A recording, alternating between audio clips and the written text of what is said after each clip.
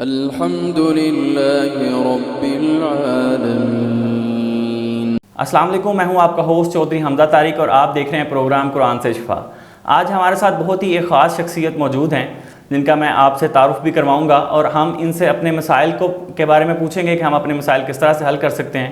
آج ہمارے ساتھ جو شخصیت موجود ہیں مفتی محمد غضنفر علی نقشبندی صاحب ہمارے ساتھ موجود ہیں۔ آج ہم ان سے پوچھیں گے کہ ہم رزق کی کمی کا جو مسئلہ ہے اس کو کس طرح سے حل کر سکتے ہیں اور اس کے اسباب کیا ہیں اور اس کو حل کرنے کی تجاویز بتائیں۔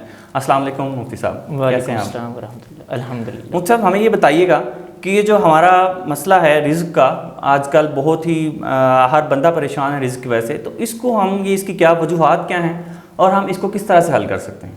بسم اللہ الرحمن الرحیم۔ اللہ رب العزت نے قرآن مجید فرقان حمید میں ارشاد فرمایا، واللہ خیر الرازقین، اللہ بہتر رزق دینے والا ہے۔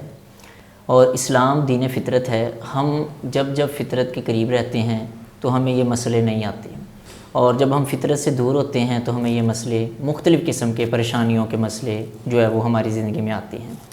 اور اللہ رب العزت نے قرآن پاک میں کئی مقامات پر جو ہے بتایا ہے، فرمایا ہے کہ رزق جو ہے وہ میرے ذمہ کرم پر ہے۔ بچہ بھی ماں کے پیٹ میں ہوتا ہے، اللہ رب العزت اس کے رزق کے بارے میں لکھ دیتا ہے کہ اس نے اتنا رزق کھانا ہے، کمانا ہے، سب چیزیں۔ ہماری مین وجہ یہ ہے کہ ہم جو ہے وہ رزق کے پیچھے بھاگتے ہیں اور رازق کو چھوڑے بیٹھے ہیں۔ تو رازق اللہ رب العزت ہے۔ جب ہمارا عقیدہ اور یقین اس بات پر ہو جائے گا کہ اللہ رب العزت بہتر رزق دینے والا ہے تو یقیناً جو ہے وہ ہمارے یہ مسائل حل ہو سکتے ہیں۔ اب رزق کی تنگی کے جو اسباب ہیں ان میں سے سب سے بہتر، سب سے جو مین وجہ ہے وہ یہ ہے کہ اللہ رب العزت کا شکر ادا ہم نہیں کرتے۔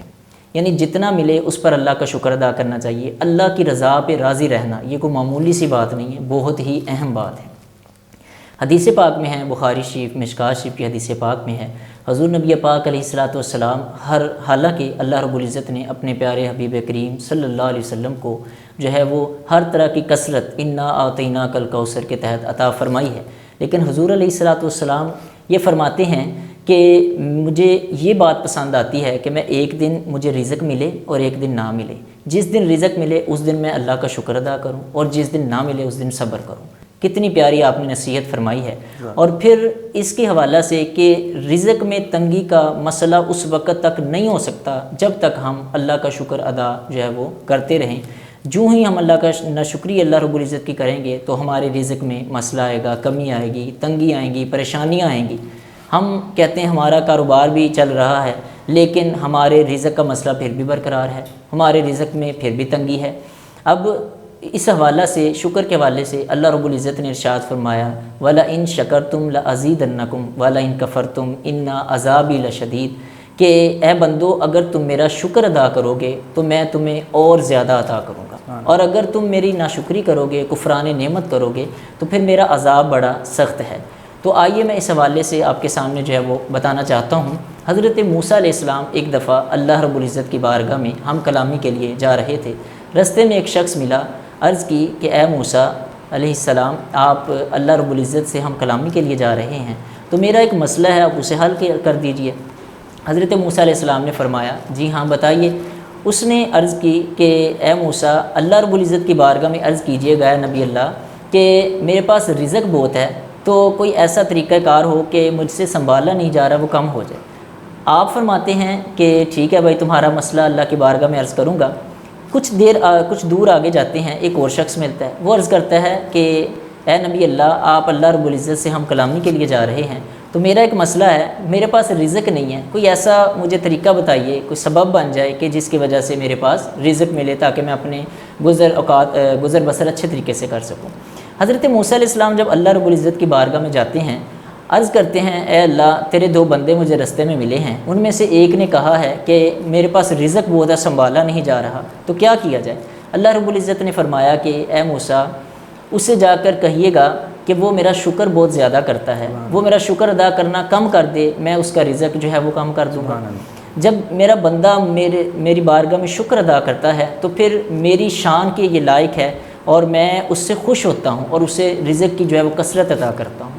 اور جو دوسرا شخص حضرت موسیٰ علیہ السلام عرض کرتے ہیں، وہ کہتا ہے میرے پاس رزق نہیں ہے، کوئی ایسا طریقہ بتائیے۔ تو اللہ رب العزت نے فرمایا پیارے موسیٰ اسے جا کے کہیے گا کہ میرا شکر ادا کرنا زیادہ شروع کر دے، میرا شکر ادا کرے، میں اسے جو ہے وہ نعمتوں سے نوازوں گا۔ تو اس ہمیں واقعہ سے معلوم ہوا کہ جو ہے شکر ادا کرنا کتنا اہم معاملہ ہے۔ اب ہم اپنے روزمرہ کے مسائل میں دیکھیں کہ رزق میں تنگی کے اسباب کس طرح سے ہمیں آتے ہیں۔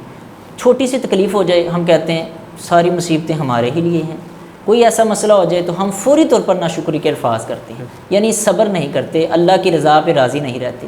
بیسیوں واقعات ہیں ایسے کہ اللہ کے نیک بندوں نے صبر کیا، انہیں کیا ملا، انہیں اتنے جو ہے وہ بلند مقامات ملے۔ تو معلوم ہوا کہ رزق میں اضافے کا ایک بہتر سبب جو ہے وہ اللہ تعالیٰ کا شکر ہے۔ اب شکر ہم نے دیکھنا ہے کہ شکر جو ہے وہ سب سے بہتر انداز میں کس طرح سے جو ہے وہ کیا جا سکتا ہے۔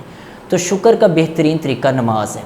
جب بندہ مومن اپنی پیشانی اللہ رب العزت کے حضور جھکا دیتا ہے تو وہ اپنی سب سے اعلیٰ چیز پیشانی ہوتی ہے وہ اللہ کی بارگاہ میں جھکا دیتا ہے، تو پھر اللہ رب العزت فرشتوں میں فخر فرماتا ہے یہ میرا بندہ جو ہے کس محبت کے ساتھ جو ہے وہ میری بارگاہ میں حاضر ہوا ہے اور سجدہ کر رہا ہے، سجدہ شکر ادا کر رہا ہے، تو اللہ رب العزت جو ہے وہ اس سے اس کے رزق میں جو ہے وہ اضافہ فرماتا ہے۔ اب رزق میں تنگی کے کچھ اسباب میں آپ کو مختصراً عرض کرتا ہوں۔ اللہ رب العزت نے فرمایا کہ جو ہے وہ میرے حوالے سے شکر ادا کرو، تو شکر ادا کرنے سے اللہ رب العزت رزق میں اضافہ فرماتا ہے۔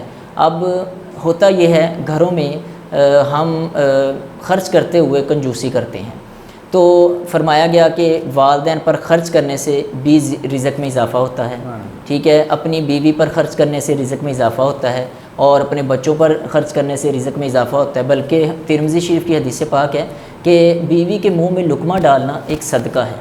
تو کس طرح سے جو ہے وہ ہماری رہنمائی ہو رہی ہے، یعنی گھریلو معاملات میں اگر ہم بہتر ہو جائیں تو ہمارے یہ مسئلے کافی حد تک جو ہے ریسولو ہو سکتے ہیں۔ تو اس انداز سے ہمیں چاہیے کہ ہم اپنے والدین، اپنے بیوی بچوں کے حقوق کا خیال رکھیں، ہم ان پر خرچ کریں تو یقیناً جو ہے وہ اللہ رب العزت ہمارے رزق میں برکت فرمائے گا۔ پھر اللہ رب العزت نے آپ کو دیا ہے تو آپ جو ہے وہ خرچ کریں، کنجوسی اس میں نہ کریں۔ تو اس والے سے ہم نے دیکھنا یہ ہے کہ جتنا ہم زیادہ جو ہے وہ خرچ کریں گے اتنا اللہ رب العزت رزق میں اضافہ فرمائے گا۔ اسی طرح صلہ رحمی کی بڑی اہمیت جو ہے وہ فرمائی گئی ہے کہ صلہ رحمی ہم یہ ہوتا ہے کہ جب ہم نوجوان ہوتے ہیں، پڑھ لکھ جاتے ہیں، تو ہم اپنے جو آبائی علاقہ ہوتا ہے اسے چھوڑ کر کہیں اور چلے جاتے ہیں۔ تو جب دور چلے جاتے ہیں تو سالوں کے سال گزر جاتے ہیں، ہم اپنے عزیز و اقارب سے مل نہیں پاتے۔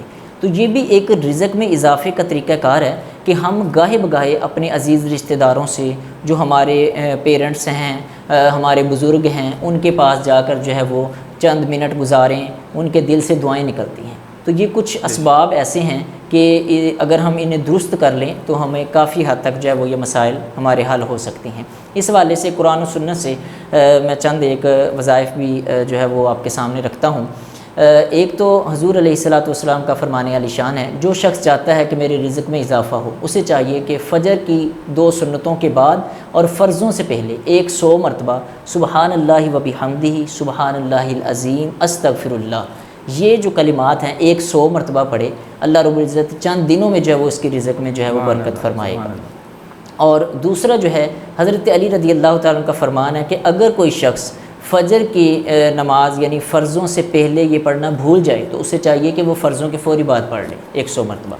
تو اور اس کے ساتھ ساتھ ایک اور بھی ہے حدیث پاک میں جو ہمیں دعا ملتی ہے، اللہم اکفنی حلالک عن حرامک، اللہم اکفنی عن حرامک واغننی بفضلک عمن سواک، او کما قال النبی صلی اللہ تعالیٰ علیہ وسلم، یہ دعا کہ اللہم اکفنی بحلالک عن حرامک، اور پھر فرمایا کہ اللہم اکفنی بحلالک عن حرامک واغننی بفضلک عمن سواک، یہ دعا حدیث پاک میں بتایا گیا کہ اسے 70 مرتبہ کسی بھی ایک نماز کے بعد جو ہے وہ 70 مرتبہ اول آخر 11 مرتبہ دروشی پڑھ کے اسے 70 مرتبہ پڑھ لی جائے تو اللہ رب العزت یقیناً جو ہے وہ رزق میں برکتیں عطا فرماتا ہے۔ تو اس حوالے سے ہماری اور بھی قرآن و سنت میں کافی رہنمائی ملتی ہے۔ اور اس کے ساتھ ساتھ میں ایک واقعہ جو ہے وہ عرض کرتا چلوں کہ ایک شخص بڑا امیر و کبیر تھا اور وہ اپنے گھر میں پریشان، رات کو اسے بے چین ہو رہا تھا، اسے نیند نہیں آ رہی تھی۔ تو اس نے سوچا میں باہر نکلتا ہوں، سیر وغیرہ کرتا ہوں، کچھ بہتر ہوگا۔ وہ جب اپنے گھر سے باہر نکلا، گاڑی نکالی، گاڑی پر بیٹھ کر رستے میں جا رہا ہے، اچانک اس کی نظر ایک مسجد میں پڑتی ہے۔ مسجد میں دیکھتا ہے ساری مسجد خالی، ایک شخص وہاں بیٹھا اللہ کی بارگاہ میں دعا کر رہا ہے، تو وہ اپنی گاڑی سے اترتا ہے، اس شخص کے پاس جاتا ہے، اسے کہتا ہے کہ بھائی آپ کو کیا معاملہ ہے؟ وہ کہتا ہے کہ جو ہے وہ میری بیوی کا آپریشن ہے اور مجھے 10,000 روپیہ چاہیے، میں اللہ کی بارگاہ میں سے مانگ رہا ہوں۔ تو وہ کہتا ہے کہ بھائی 10,000 روپیہ مجھ سے لے لو اور میرا یہ کارڈ بھی رکھ لو، دوبارہ جب تمہیں کبھی ضرورت پڑے تو مجھے بتائیے گا۔ وہ شخص 10,000 روپیہ تو لے لیتا ہے لیکن کارڈ اسے واپس کر دیتا ہے، اور وہ کہتا ہے یعنی توکل علی اللہ، اللہ پہ بھروسہ، وہ کہتا ہے کہ یہ کارڈ آپ اپنے پاس رکھیے، جس ذات سے میں آج مانگ رہا ہوں اور اس نے آپ کو سبب بنا کر میرے پاس بھیج دیا ہے، کل کو بھی وہ اسی کی بارگاہ میں حاضر ہوں گا اور وہ کوئی نہ کوئی سبب بنا دے گا۔ تو اللہ کی ذات پر توکل کرنا یہ بھی رزق میں اضافے کا سبب ہے۔ دیکھیں جانوروں پرندوں کی آپ مثال دیکھیں، پرندہ ایک چڑیا ہے یا کوئی بھی چیز، کوئی بھی پرندہ لے لیں تو کیا ہوتا ہے کہ وہ جو رزق دن بھر میں اکٹھا کرتی ہے اپنے لیے، وہ کھا کر رات کو جو ہے وہ پرسکون ہو کر جو ہے وہ اپنے گھونسلے میں اپنے گھر میں چلی جاتی ہے، اسے پتہ ہے جس ذات نے مجھے آج رزق دیا وہ کل بھی دے گا۔ ہم جو ہے وہ ناشکرے ہونے کے ساتھ ساتھ لالچی بھی ہو جاتے ہیں، اس وجہ سے یہ ہمارے مسائل ہوتے ہیں۔ انشاءاللہ اگلے پروگرام میں اس کے بارے میں جو ہے وہ مزید بات کریں گے۔ بہت شکریہ قاری صاحب، آپ کا بہت شکریہ۔ ناظرین مجھے اپنے میزبان کو اجازت دیجیے، ملتے ہیں کسی نیکسٹ ویڈیو میں، اللہ حافظ۔